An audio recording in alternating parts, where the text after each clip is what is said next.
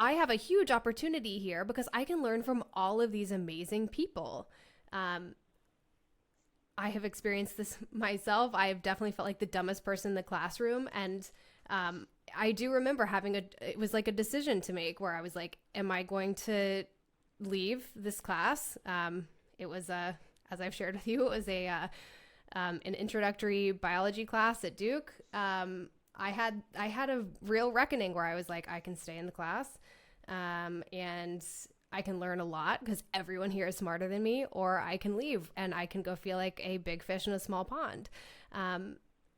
But then also you have to have the other end of it, which is the teacher or the coach. They also have to see the value in bringing along somebody who has a lot of room for growth. That's a big ask. How, I mean, when you talk to, you're in an academic setting. I imagine that with your research, you've talked to other athletes before. Do you think that growth mindset is something that people are generally very aware of? Do you think that this is catching on a little bit more?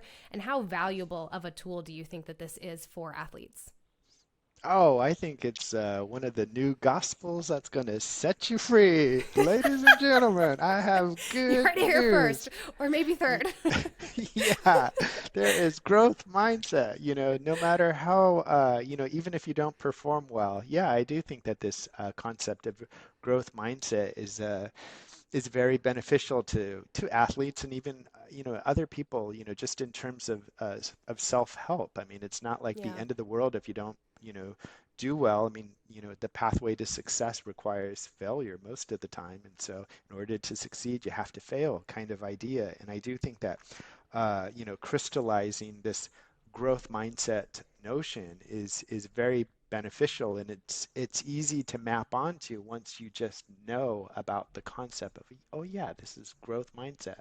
And the other thing I would say too is like one of the things is that growth mindset is related to, I mean, this is just me, on Carol Dweck's work, but it would be like the idea of change, that things are mutable. I mean, I think she does use the word mutable, but things are changed. It's not fixed. Like you can, your own performance can change. You're not locked into this. But I also want to sort of think about change too as like, I mean, just in the world, things change, right? I mean, a stage of, one's career. I mean, eventually they're going to have to get, like closer to retirement age and they're probably not going to be in the game anymore. And at that point, what are they going to be? Are they going to be losers because they're no longer in the game? I mean, heck, I mean, people who are, retire from academia, it's almost like, they're good as dead, because they're not in the game anymore. And even if you do achieve like the tippy top of the equestrian world, and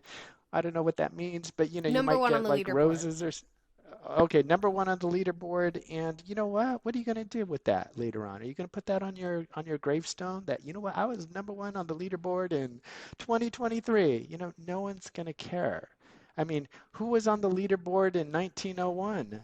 No one's, they're as good as dead. I mean, I have no idea, I don't know if you guys know, but I mean, it's like Yeah. there's a certain humility that also might accompany this change. And so you Mm, realize, what, there's just so much change.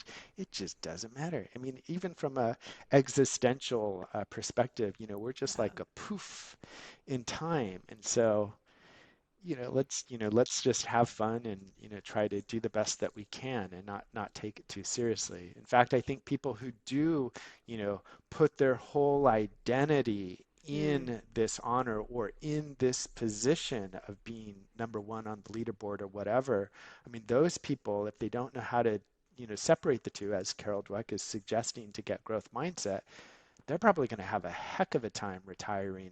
They're going to, I mean, yeah. it's going to be awful. I mean, I don't know, maybe they're going to drink even more than they're already drinking. I mean, they're probably drinking enough and Or they get injured, they get sidelined, they have an ailing parent that they have to go take care of. And like there's all of these circumstances that um, we're very penetrable when our entire self-worth and on our entire identity depends on this very, very fickle thing. And in equestrian sport, it's even more fickle because you have the horse is an athlete that can also get hurt or get burned out or, you know, break a leg in the field or whatever. And then like it's what are you going to do with that? So it's not just you can get hurt or you can get sidelined or whatever, so can the horse. And so it's like double the risk that something can go wrong in some ways. And I love what you're speaking to, though, about how this idea, and also just understanding why we're competitive and understanding those tendencies for ourselves as humans, it's kind of freeing in a way. It's freeing to understand, like, why the hell am I this